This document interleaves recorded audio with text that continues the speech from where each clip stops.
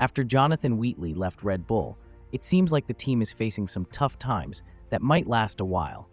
With Max Verstappen being rumored to move to Mercedes, it raises the question, did the team fail to fulfill the promises they made to him after the Spa Grand Prix? Recent moves and the development hiccup with the RB20, hit hard by McLaren and Mercedes, suggest Red Bull might be spiraling downwards. The real concern now is whether they might slip lower than third place in the Constructors Championship because of all these recent changes. Wheatley's departure is a significant blow for Red Bull, not just because he was a key technical director, but also because he's the second senior member to leave in the past few months, following Adrian Newey. This internal shakeup began a couple of months ago with Newey's exit, signaling that something was amiss, especially when team leaders Marko and Horner started clashing behind the scenes. Adding to the confusion, Wheatley's exit came right after Red Bull renewed Perez's contract, even though many expected him to be replaced by Ricciardo or Lawson. This raises big questions about what's really happening at Red Bull. In an official statement, Horner expressed gratitude for Wheatley's 18 years of service and assured everyone that the team is prepared with experienced staff ready to step into his role. It has been a long and successful relationship with Jonathan, but how the team handles this transition remains to be seen. He'll stick around in his current role through the end of the 2024 season, as the team aims to defend both our World Drivers and World Constructors titles. After that, he'll take a break in 2025. Red Bull Racing is packed with talent, which means we have a great chance to promote from within the team. We'll be sharing our new team structure in the coming weeks. However, there are rumors that Horner isn't too happy about Wheatley's departure, with the 50-year-old Brit stating that Jonathan was too pricey and that his move to become Audi's team principal actually lifts a financial burden off Red Bull. Interestingly, Horner had a similar reaction when Newey left the team, suggesting that Adrian's role in car design wasn't as crucial in 2022 and that other engineers were now taking the lead on the car's performance.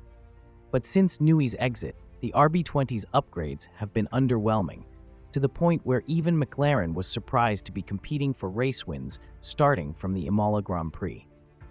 Right now, the team is still concentrating on this year's car because they strongly believe they've lost their edge to teams like McLaren and Mercedes.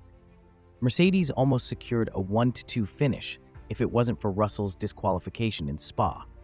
Horner explained that the team is putting in maximum effort on this car because, with stable regulations, what they learn now will still be useful for next year. Reflecting on the first half of the year, they've won 7 Grand Prix races, 2 or 3 sprint races, and are leading both championships. However, in recent weeks, their lead in the Constructors Championship has decreased, which is their main focus now. Surprisingly, Red Bull has renewed the contract of a driver who has only scored 28 points in the last 8 races, averaging around 3.5 points per race. This is hard to believe, especially since drivers like Gasly and Albon were let go despite achieving better results with worse cars. Back in the day, it seemed like Red Bull was all about the racing. But now, their latest move to keep Perez on the team looks like it might be influenced by big players like Liberty Media or Carlos Slim. Slim is linked with Telmex and Telcel, 2 major sponsors of Perez and key partners for Red Bull. Initially, Red Bull told Verstappen after the Belgian Grand Prix that he'd have a new teammate starting from Zandvoort. Not delivering on this promise could be driving a wedge between Verstappen and the team. Although Verstappen prefers Perez as a teammate since he's not a threat in the Drivers' Championship, this broken promise is causing some friction. This situation is making Verstappen seriously consider a future move to Mercedes.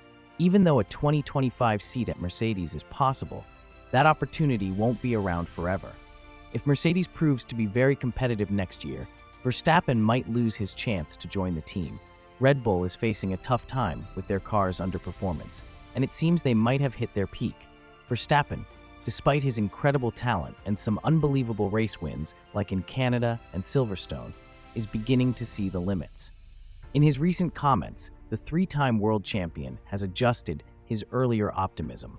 He now admits, "You're always searching for more performance, but sometimes you have to be realistic." This shows just how challenging the current situation is for him and the team. Maybe there's nothing new to discover, but we're just trying to maintain our performance, even though it's insanely difficult. We're not robots. I know it can be hard not to compare ourselves to how we did last year, but that's just part of the process, isn't it? Performing at such a high level is something we might look back on in 20 years and appreciate more. Right now, we might not have the fastest car, but that doesn't change our mindset. We're always aiming to get back to that peak. On the flip side, you've got Pierre Wache, the chief technical officer of the team, who is pretty furious with Horner and Red Bull for keeping Perez on the roster. Perez isn't just underperforming, he's also been in a lot of crashes, racking up about 3.5 million euros in damages. This is making it hard for Wache and his crew of engineers to focus on much-needed upgrades. Despite this, Wache and his squad didn't take Newey's advice about the cooling issues seriously. Newey, the British genius, mentioned that this cooling problem might affect the 2024 car, but he's optimistic it will be resolved by next year. Wache and his team seemed a bit arrogant in this situation, ignoring these insights. Now, they're having trouble meeting their own high standards. Wache admitted, "I would say the RB20 isn't quite living up to our expectations. We've definitely made progress compared to last year, but in some areas, especially in fast corners, we've fallen short. We expected more from our own tools, not just against the competition. I think some of these issues are related to correlation problems. We're working with an older wind tunnel, and to make things tougher, we get less wind tunnel time because of our standing in the championship, and the fact that we're now in the third year under the current rules." This might sound like we're making excuses, but it's a real issue. Red Bull has already started their rebuild process, which is tricky because even though some of our team members learned from experts like Newey and Wheatley, they're not exactly the same. Take Dan Fallows as an example. He moved on to Aston Martin as their technical director, and with his experience from Red Bull, he turned their car into a serious podium contender. But when new upgrades were needed, Fallows and his team couldn't keep up, leading Aston Martin to replace him with former Ferrari technical director Enrico Cardal. Even McLaren was taken aback by the situation at Red Bull. Norris was shocked that Red Bull didn't consider Sainz as the top choice for 2025. Despite all this, the Woking-based team, McLaren, is now just 42 points behind Red Bull and are planning more upgrades to ensure they clinch the Constructors Championship in the last 10 races. Stella commented on their unexpected competitiveness, especially given that they haven't brought many new parts to the track since Miami. The Miami upgrade was definitely a big deal, but there are more upgrades planned for the second half of the season. You can expect to see new parts being introduced several times throughout the rest of the season. So far, Red Bull has brought more new parts to the track compared to us. With all this considered, do you think Red Bull will have a tough road ahead? Thank you for watching. If you liked the video, subscribe to the channel and leave a comment below. See you in the next video.